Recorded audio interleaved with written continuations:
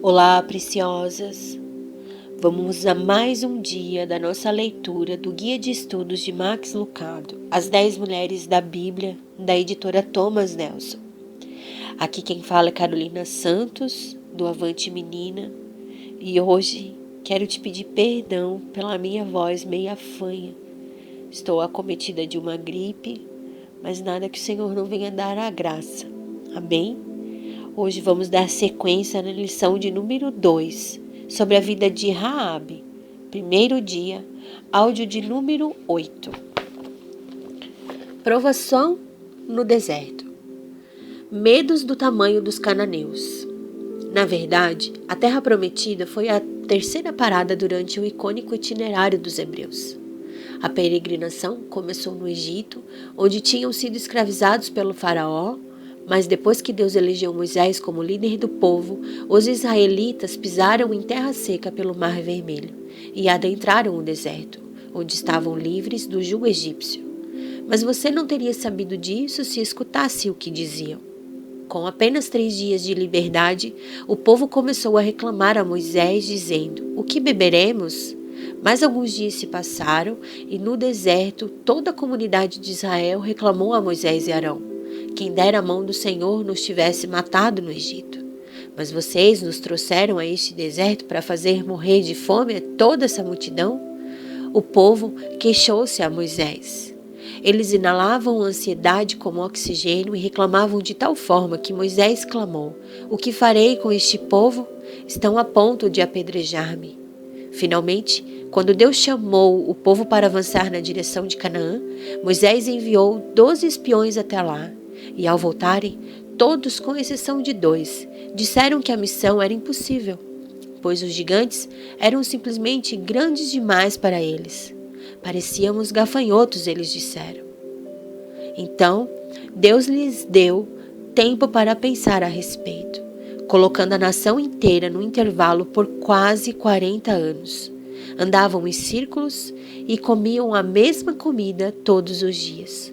A vida era uma rotina infindável, com as mesmas rochas, os mesmos lagartos e as mesmas cobras. As vitórias eram escassas e o progresso vagaroso.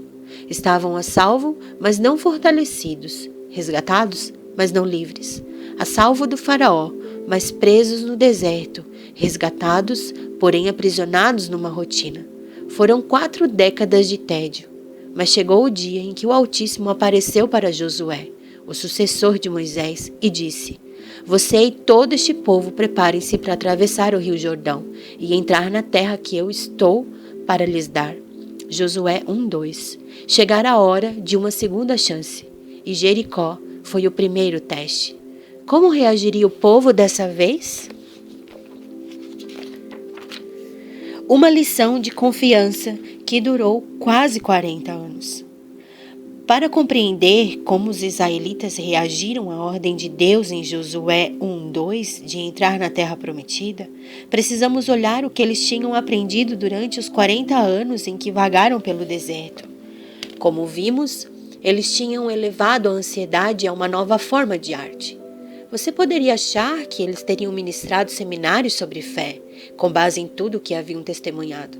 Tinham presenciado um milagre após o outro, mas ainda assim ficavam preocupados.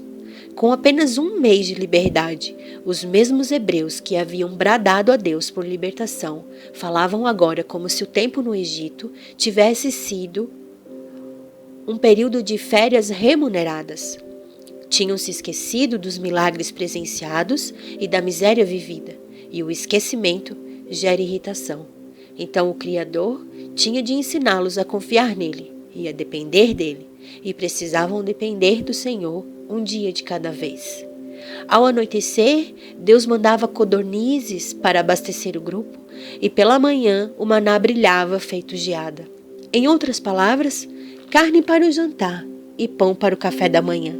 A comida caía dos céus todos os dias, não uma vez por ano, ou ao mês, ou a cada hora, mas diariamente. O povo aprendeu que o Criador tinha recursos que eles desconheciam por completo, soluções fora de sua realidade, provisões fora de sua possibilidade. Viam a terra árida, Deus olhava um cesto de pães celestiais. Enxergavam o solo seco, Deus via um bando de cordonizes atrás de cada arbusto. Viam problemas, Deus contemplava a provisão. Em Romanos 8:28, Paulo escreve: sabemos que Deus age em todas as coisas para o bem daqueles que o amam. Acho que esse é um dos versículos mais úteis e reconfortantes de toda a Bíblia, anunciando a soberania do Senhor em qualquer situação dolorosa ou trágica que enfrentamos. Por quê? Porque não só Ele nos diz que Deus age, que Ele está atuante em nossa situação, como também que Ele age para o nosso bem. O Altíssimo usa as nossas lutas para fortalecer e construir nosso caráter. Tiago fala sobre a mesma coisa em sua carta. Meus irmãos, considerem motivo de grande alegria o fato de passarem por diversas provações, pois vocês sabem que a prova de sua fé produz perseverança, e a perseverança deve ter ação completa, a fim de que vocês sejam maduros e íntegros sem lhes faltar coisa alguma. Tiago 1, 2 e 4. A provação de hoje é a maturidade de amanhã. A ostra não nos ensinou este princípio? O grão de areia invade o conforto da concha. E como a ostra reage? Como lida com a irritação? Vai até o bar das ostras tomar umas? Fica deprimida e se fecha? Faz uma festa no shopping e gasta um monte de dinheiro para superar a dor? Não. Ela espelha a substância que não só supera a irritação, como transforma esta última numa pérola. Toda pérola é simplesmente uma vitória sobre irritações. Então, o que fazemos enquanto isso? Fazemos o que o povo de Israel fez. Aprendemos a confiar inteiramente, dia após dia, em relação a todas as nossas necessidades. E lembramos que Deus está agindo para o bem. Deus está usando todas as coisas. Ninguém gosta de provações, mas as Escrituras mostram claramente que elas servem a um propósito. Deus usa os tempos difíceis para moldar nosso caráter. No Egito, por gerações, o povo de Deus sentou-se à mesa do jantar, dizendo a seus filhos: um dia o Senhor nos libertará. Ele prometeu. No entanto, quando esse dia de fato chegou, o povo esqueceu a promessa e se concentrou no medo. Procedemos da mesma forma quando permitimos que as palavras do inimigo ou as nossas próprias inseguranças ofusquem a verdade do Senhor. Assim, hoje vamos desviar nossos olhos dos medos com o tamanho de Canaã, em direção à promessa de Deus. A mesma promessa que ele fez aos israelitas: eu sou o Senhor, eu os libertarei da escravidão e os resgatarei com braço forte. Eu o farei meu povo, serei o Deus de vocês. Então vocês saberão que eu sou o Senhor, o seu Deus, que os livra do trabalho imposto pelos egípcios. Êxodo 6, 6 e 7. Bem, não tem como a gente falar sobre a história de Raabe sem antes falarmos sobre Josué. E não tem como falar sobre Josué sem falarmos sobre a peregrinação do povo hebreu rumo à Terra Prometida.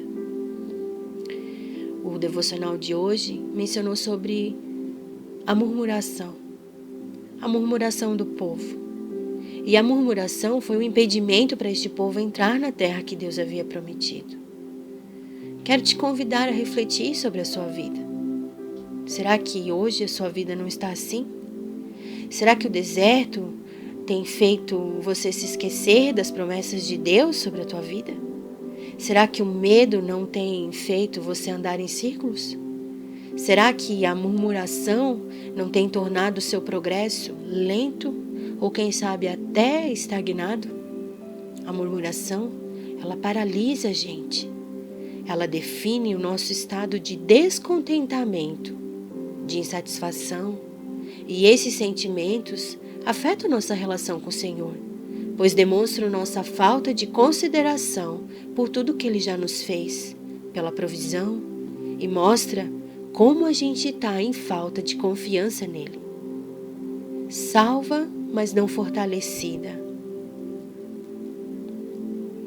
desgastada, cansada, desanimada pelas lutas, resgatada, mas não livre, presa no passado, quem sabe falta se livrar da culpa, liberar perdão, se perdoar, salva do faraó, mas presa no deserto, não consegue entender que quando Deus te leva para o deserto, é para te tornar dependente dele, e somente dele, resgatada, mas aprisionada a rotinas, prisões de religiosidade, de amargura, de insatisfação, de ingratidão, rotinas que te levam ao ativismo, a servir a Deus como uma moeda de troca, ao comodismo.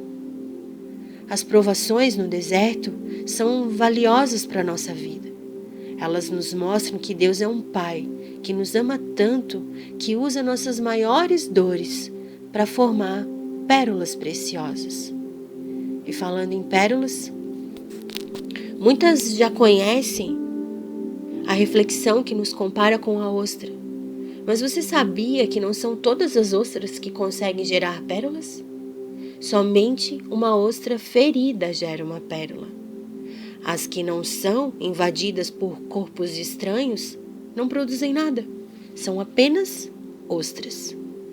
Quando qualquer corpo estranho, um grão de areia, um parasita ou um resíduo, entra na ostra e fere seu interior, que é muito sensível, ela começa a liberar camadas de nácar, iniciando um processo que dura 3 anos até se formar a preciosa pérola.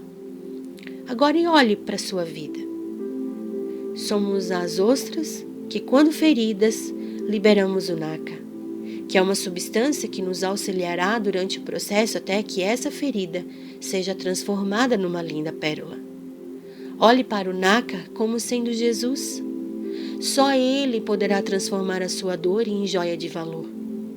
Eu não sei quais são os grãos de areia que já te feriram. Eu não sei o que você já viveu na sua caminhada. Talvez você tenha preferido se fechar e não se render ao processo. Talvez hoje você esteja no processo. Talvez hoje você só veja os resíduos de mágoa, egoísmo, autocomiseração, de tristeza. Mas eu quero te encorajar a não olhar para a ferida. Olhe para o nácar e deixa Ele realizar o seu trabalho. Ele formará uma camada de proteção e te curará e transformará essa situação numa linda e valorosa história para contar. Deixe Ele te conduzir no processo, até que ache a pérola no lugar da dor. Permita que das suas feridas saia um poder para curar. Vamos orar? Senhor, perdoa-nos quando esquecemos tuas promessas. Quando o medo chegar, inunda nosso coração com a afirmação de que nos libertaste, nos resgataste, nos assumiste como tuas filhas e nos concedeste o privilégio de chamá-lo nosso Deus. Usa as provações em nossa vida para nos moldar, fazendo-nos o tipo de pessoa que desejas que sejamos. Pessoas mais à semelhança do teu Filho Jesus. Pai de amor e Pai de graça, eu quero te agradecer, Pai, por esta palavra. Te agradecer, Senhor, por cada grão de areia na nossa vida, por cada tempo oportuno que Tu nos colocou no deserto, porque eu sei que o deserto, Senhor, é o campo certo para Tu nos moldar o nosso caráter, moldar a nossa vida, mudar, Senhor, mudar as nossas condutas. Que nesta semana, Senhor, a gente possa iniciar de uma forma diferente, sendo mais gratas a Ti. Gratas pela dor, mas também, Senhor, gratas pela cura.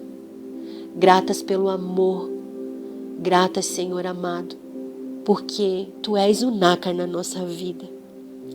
E eu sei, Pai, que a seu tempo, a cada ferida, Senhor, sairá lindas pérolas, para que sejam mulheres preciosas, Pai, na vida de outras mulheres, mulheres que tragam cura para outras depois de curadas.